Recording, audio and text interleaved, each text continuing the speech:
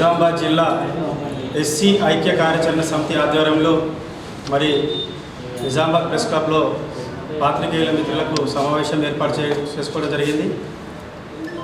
తెలంగాణ రాష్ట్రం ఆవిర్భవించిన తర్వాత మరి ఇది మనం నిజామాబాద్ జిల్లాలో కార్పొరేషన్ ఎలక్షన్ 3వ ఎలక్షన్ జరుపుకుంటున్నాం.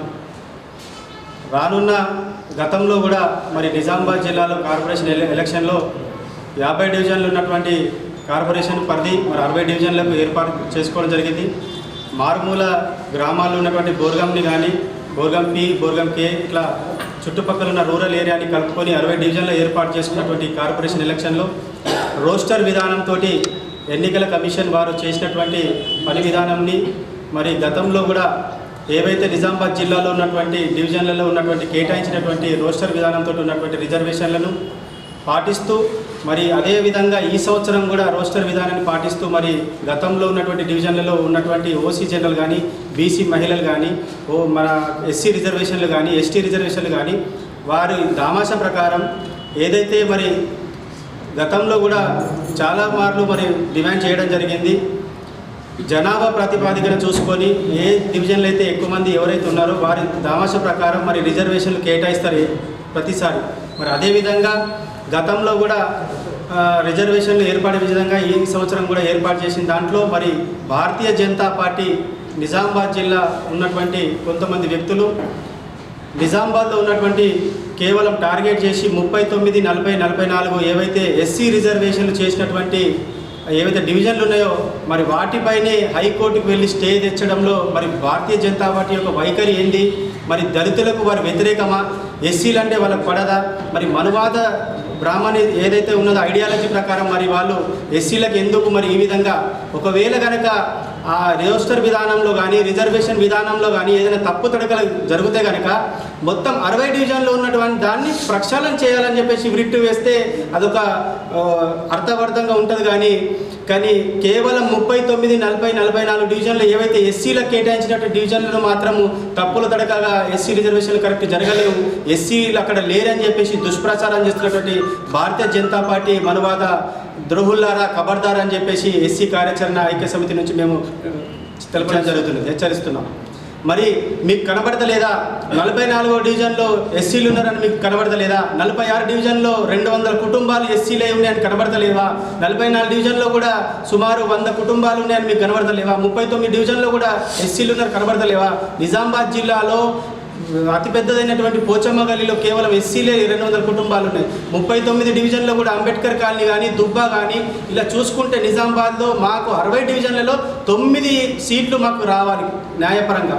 మరి 9 సీట్లు మేమైతే ఇచ్చినా కానీ మేము రోస్టర్ విధానం ఏదైతే కలెక్టర్ గారు ఇచ్చిర్రో మరి ఎలక్షన్ కమిషన్ ఇచ్చిర్రో మరి వాటిని చూసి మేము ఎందుకంటే జనాభాని లెక్కించకుండా కూడా మాకు ఈరోజు జరుగుతున్నట్టు అన్యాయాన్ని మేము ప్రక్షాళన చేయాలని చెప్పేసి డిమాండ్ చేస్తూ ఉన్నాం.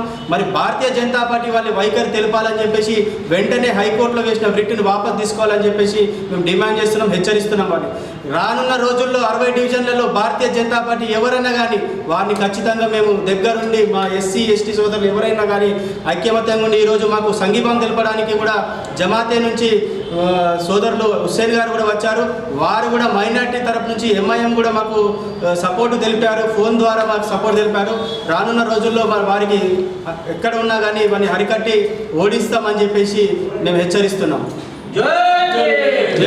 ఎవరు కూడా ఓటు వేయద్దు, ఎవరు నిలబడద్దని కూడా మేము తీర్మానం చేస్తాం. సంఘాల ఐక్య వేదిక ఆధ్వర్యంలో ఈరోజు ఈ ప్రెస్ మీట్ నిర్వహించడం జరుగుతూ ఉన్నది. ఈ కార్యక్రమానికి పెద్దలు బంగారు సాయిలు గారు, అట్లాగే టీఎంఆర్పిఎస్ జిల్లా అధ్యక్షులు మల్లాది శివ గారు, అట్లాగే మాజీ బీఆర్ఎస్ నాయకులు దండు చంద్రశేఖర్ గారు, అట్లాగే మాల మహానాడు నాయకులు వినయ్ గారు, రాజన్న గారు, అట్లాగే జమాతా ఇస్లామీ హిందూ నాయకులు హుస్సేన్ గారు హాజరయ్యారు. వారందరికీ ప్రత్యేకంగా ధన్యవాదాలు తెలియజేస్తూ ఉన్నాం. అయితే ఈరోజు నిజామాబాద్ అర్బన్లో జరుగుతున్న ఎన్నికలకు సంబంధించి దళితుల పట్ల బీజేపీ వైఖరి ఏ విధంగా ఉంది అనేది స్పష్టంగా కనబడతా ఉన్నది. ఈరోజు 39, 40, 44 డివిజన్లలో ఎస్సీలు, కేవలం ఎస్సీలు ఉన్న డివిజన్లలో వీళ్ళు హైకోర్టుకి వెళ్ళి పిటిషన్ వేయడం జరిగింది. దీన్ని దళిత సంఘాల ఐక్యవేదిక ఆధ్వర్యంలో మేము తీవ్రంగా ఖండిస్తూ ఉన్నాం. బీజేపీ దళిత వ్యతిరేక పార్టీ అనేది స్పష్టంగా ఈరోజు కనబడతా ఉంది.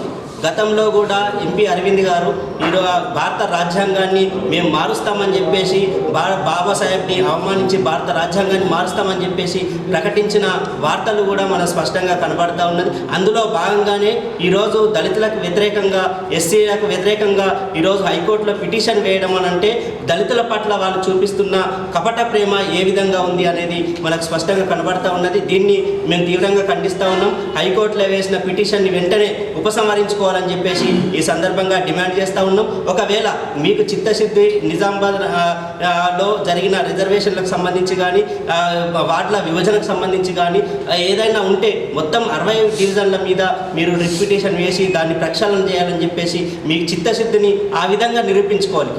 కేవలం దళితుల పట్ల మీరు చూపిస్తున్న వివక్ష స్పష్టంగా కనబడతా ఉన్నది.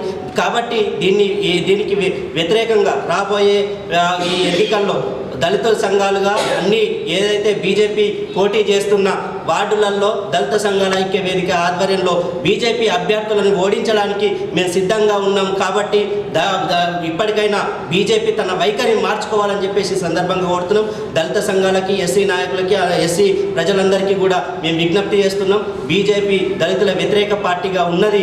కాబట్టి దీన్ని అర్థం చేసుకుని రాబోయే ఎన్నికల్లో, కార్పొరేషన్ ఎన్నికల్లో బీజేపీని ఓడించేందుకు మీరందరూ సిద్ధంగా ఉండాలని చెప్పేసి, ఆ విధంగా మన దళితుల ఐక్యతని చాటి బీజేపీ ఓటమి పాలు చేయడమే మన ఐక్యతని చాటుకున్నట్టుగా ఉంటుంది. కాబట్టి దీన్ని మనం అందరం ఐక్యంగా ఉండాలని చెప్పేసి ఈ సందర్భంగా మేము విజ్ఞప్తి చేస్తూ ఉన్నాం. కాబట్టి రాబోయే కాలంలో దళితులకు వ్యతిరేకంగా కనుక నిలబడితే తగిన శాస్తి బీజేపీకి గుణపాఠం చెప్తామని చెప్పి సందర్భంగా దళిత సంఘాల ఐక్యవేదిక తరఫున విజ్ఞప్తి చేస్తాం.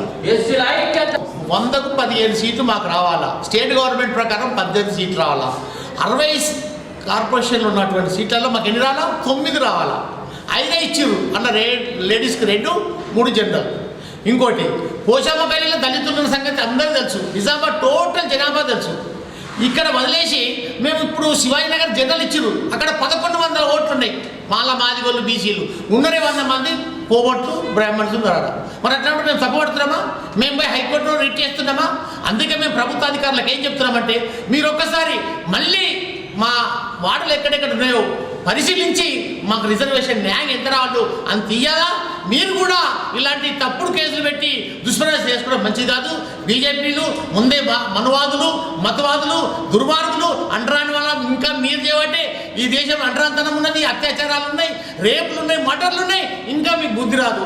ఇదే లక్ష్మీనారాయణ గతంలో కాబట్టి ఆయన హైకోర్టులో రిట్ చేస్తాడు. అరే నీతిమంతుడు ఎవరైనా వేస్తే మేము అయ్యో సంతోషపడుతుంటే is a number 1 fraud, is a cheater, is ఇప్పటికైనా పోయి ఉపసంహరించుకో, రేపు నీకు మనుగడ ఉంటుంది. జై భీమ్, జై భీమ్. बल्दिया जो इलेक्शन होने वाले हैं, कलेक्टर ने रोस्टर के हिसाब से जो उन्होंने ऐलान किया है, लेकिन बहुत बड़ी जो है बदबख्ती ये है क्योंकि जो हमारे दलित भाई है उनको अभी जो है क्या है कम से कम यानी उनके हिसाब से उनके जो है क्या जो पॉपुलेशन है उनके हिसाब से तो जो है क्या 9 सीट मिलना चाहिए, उसके अंदर कम से कम 6 तो मिलना चाहिए। वो छोड़ के जो है जो 5 मिले उसमें भी जो है क्या है 3 जो है 39, 40, 44 में दलित भाई नहीं है बोल के कोर्ट में केस करना बहुत बड़ी जो है क्या गलत बात है।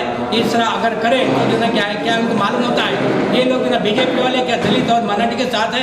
ये वादे हो रहा है कि जो 3 सीट जो भी है वहाँ पे तकरीबन लोग हैं दलित लोग, वो छोड़ के जो है क्या वो क्या बोले ये दलित नहीं यहाँ पे, लिहाजा जो है इनको कैंसिल करो बोल के रिट डाले हैं।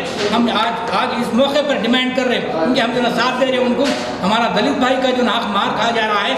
लिहाजा जो है क्या 39, 40 और 44 के अंदर जो हाईकोर्ट में रिट डाले हैं वो वापस ले नहीं तो आने वाले दिनों के अंदर अच्छा नहीं रहेगा, क्योंकि जो ना कहेंगे जो ना जिस तरह यानी जो ना जो सुलूक कर रहे हैं जो ना क्या है यानी सौतेले माँ का जो सुलूक कर रहे हैं अच्छी बात नहीं है। और हम जो ना स्टेट के जो बीजेपी के जो कायदीन हैं उनसे ख्वाहिश करते हैं फौरी जो ना रिट डाला गया है वापस ले और इंसाफ करे, वरना आने वाले दिनों के अंदर जो ना तुम्हारी यहाँ पे यानी दुश्मनी यानी दलित और माइनॉरिटी दुश्मनी वाज़ेह हो रही है। कम से कम अब तो जो ना क्या आप आंखों खोल कर आप रिट जो डाले हैं वापस ले, नहीं तो वरना आइंदा अंजाम बुरा होगा। मेरा नाम शेख हुसैन है। शेख हुसैन साहब